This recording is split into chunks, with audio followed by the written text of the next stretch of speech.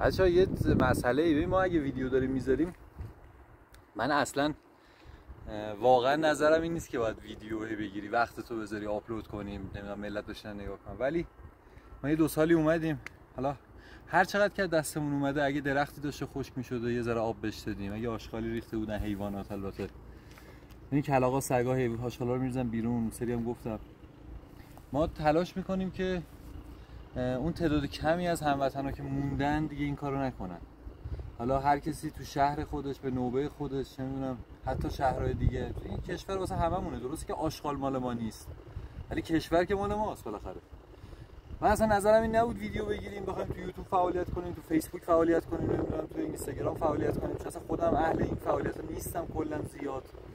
ولی با صحبت‌های لیمو همسر گفتش که بذار بقیه هم اضافه بشن به این ماجرا، شاید 2 نفر هم اضافه بشن.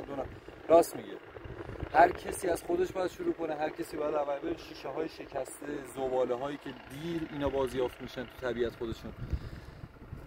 همین. بای بای.